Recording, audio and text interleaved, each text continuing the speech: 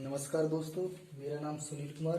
आपके अपने YouTube channel AVS technical study में आपको पता होगा, पिछली वीडियो में मैंने मशीन डिजाइनिंग के चैप्टर नंबर फर्स्ट में कुल मैंने 5 टॉपिक क्लियर करा दिए थे, जिसमें हमारा छठवां जो टॉपिक था वो है हमारा प्रतिबल। प्रतिबल यानी कि जो इसे इंग्लिश में कहते हैं स्ट्रेस। स्ट्रेस क्या होता है तो देखिए, आज हम इसे पूरा क्लियर करा देंगे। तो मान लिया आपके पास एक कोई बॉडी है, ये कोई आपके पास एक बॉडी है और उस बॉडी पर कोई एक्सटर्नल फोर्स लगा दिया जाता है। उस बॉडी पर कोई एक्सटर्नल फोर्स, इसे कहेंगे एक्सटर्नल फोर्स। उस एक्सटर्नल फोर्स के कारण उस बॉडी के, जो कोई हमारा बॉडी है, उस बॉडी का कोई क्रॉस सेक्शन एरिया है। सपोज दैट आपके पास ये कोई मार्कर है, अगर हम किसी मार्कर को अगर हम बीच से काटेंगे तो उसका कुछ क्रॉस सेक्शन एरिया होगा। तो इस बॉडी है, ये कोई बॉडी है और उस बॉडी पर एक एक्सटर्नल फोर्स लगा दिया जाता है। Opposite, equal and opposite direction में एक एक्सटर्नल फोर्स लगा दिया जाता है, जिसके कारण उस बॉडी के क्रॉस सेक्शन एरिया पर उस बॉडी पर इक्वल एंड अपोजिट डायरेक्शन में इंटरनल रेजिस्टिंग फोर्स क्रिएट होने लगते हैं। इंटरनल रेजिस्टिंग फोर्स क्रिएट होने लगते हैं, जिसे हम कहते हैं इंटरनल रेजिस्टिंग फोर्स। किसी भी बॉडी है, जी कोई बॉडी है, अगर किसी भी बॉडी पर कोई एक्सटर्नल फोर्स लगाया जाए तो उस एक्सटर्नल फोर्स के कारण किसी भी बॉडी के अंदर जो हमारे इंटरनल रेजिस्टिंग फोर्स क्रिएट होने लगते हैं, तो उसे, जिसके कारण उस बॉडी में जो है स्ट्रेस डेवलप हो जाते हैं। इसी को हम स्ट्रेस कहा जाता है। तो इसकी स्ट्रेस की जो डेफिनेशन है वो है इंटरनल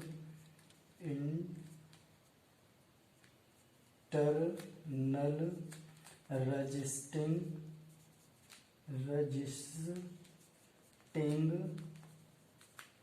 फोर्स, या जिसे कहते हैं IRF, internal resisting force per unit area is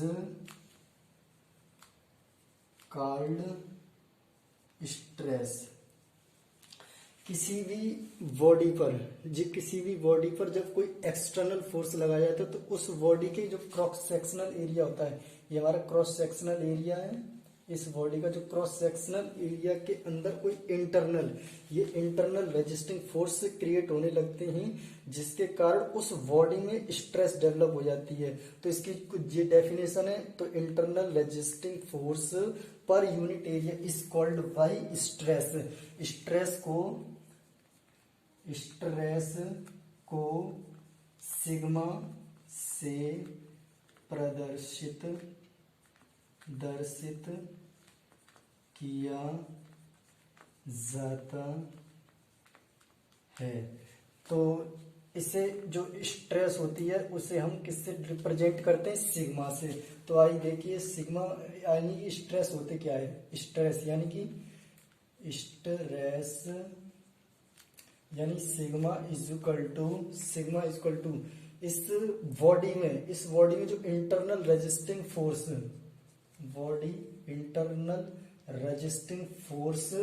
पर यूनिट एरिया, यानी कि पर यूनिट एरिया, तो ये हमारा एरिया। तो हमने देखा sigma is equal to internal resisting force को हम R से डिफाइन करते हैं और एरिया जो है हमारा A से, तो R/A।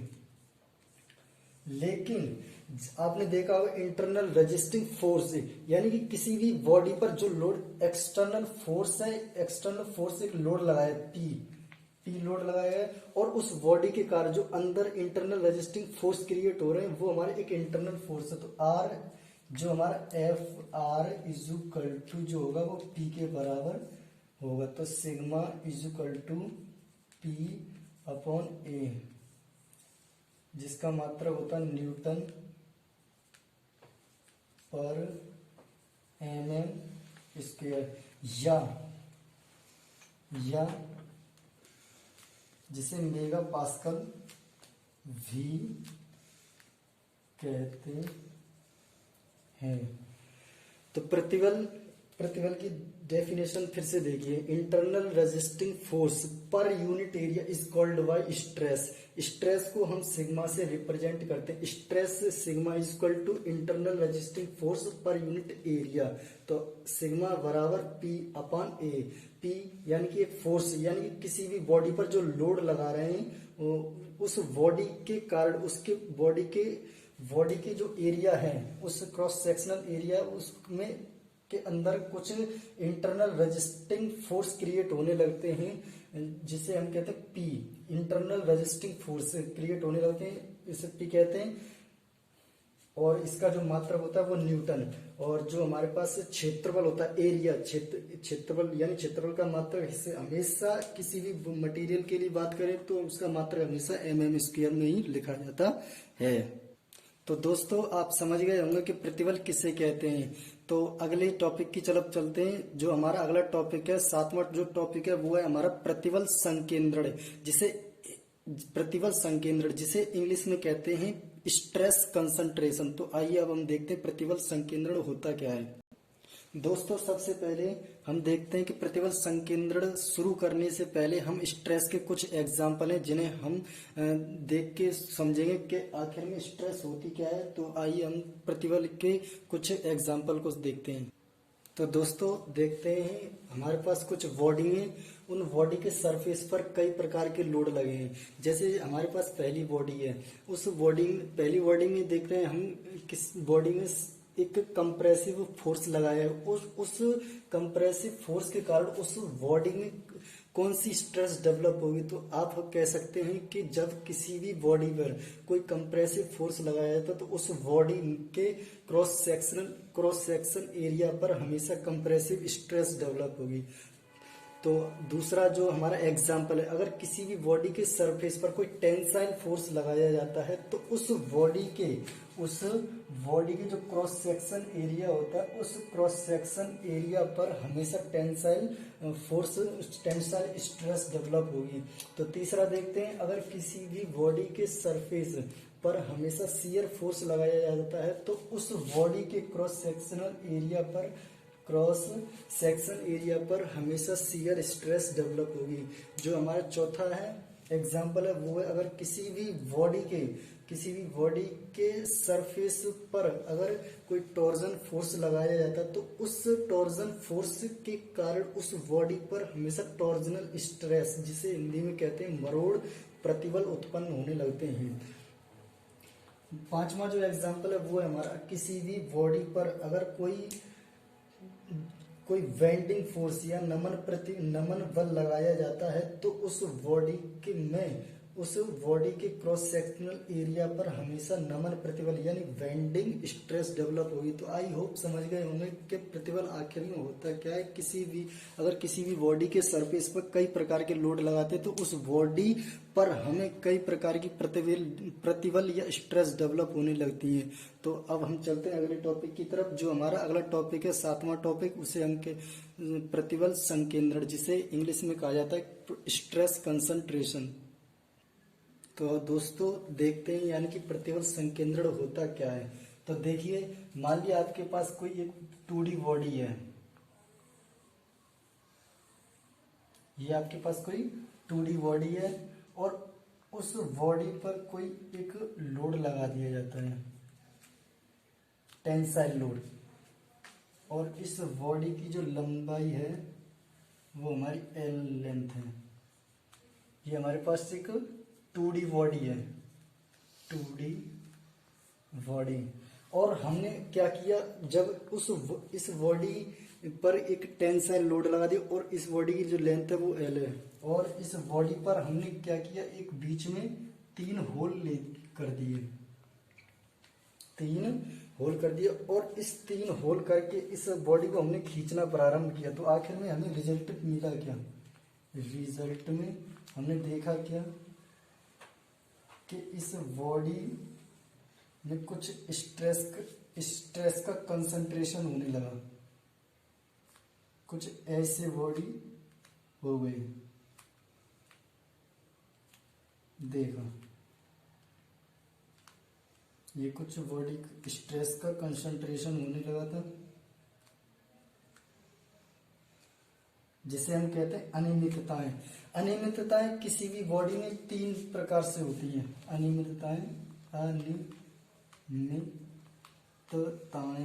किसी भी बॉडी में 3 प्रकार से हैं। यानी कि उसके आकार में, यानी कि जो हमारी बॉडी होती है उसके आकार में परिवर्तन हो जाता है। आकार में परिवर्तन, आकार में परिवर्तन, और उसके क्षेत्रफल में परिवर्तन, क्षेत्रफल में परिवर्तन, क्षेत्रफल में परिवर्तन, और उसके साइज या लंबाई में परिवर्तन हो जाता है।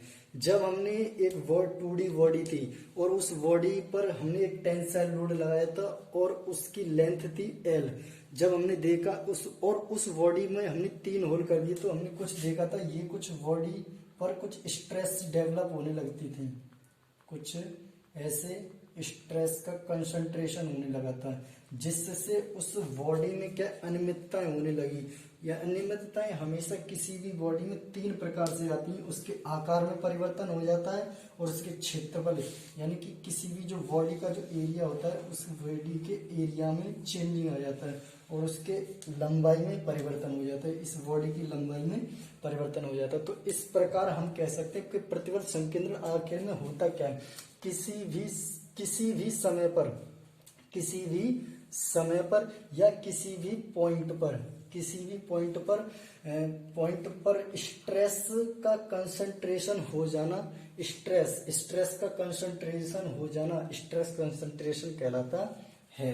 तो आई होप समझ गए होंगे कि आखिर में प्रतिबल संकेंद्रण होता क्या है। तो दोस्तों अब हमारा अगला टॉपिक है, वो है हमारा मैकेनिकल प्रॉपर्टी, यानी कि यांत्रिकी गुण। अब हम उसको अगले लेक्चर में अब हम क्लियर कर देंगे। ये हमारा प्रतिबल संकेंद्रण 7वां जो टॉपिक था वो तो आपको क्लियर हो ही गया होगा। जो अगला टॉपिक है वो हम जो हमारा अगला टॉपिक है वो है हमारा मैकेनिकल प्रॉपर्टी, जो आपके एग्जाम के लिए या किसी भी मटेरियल को बनाते समय वो एग्जाम के लिए तो हेल्पफुल है ही है, लेकिन कभी कभी ऐसा होता है इंजीनियरिंग लाइन में हमेशा मैकेनिकल प्रॉपर्टी की सबसे ज्यादा आवश्यकता होती है।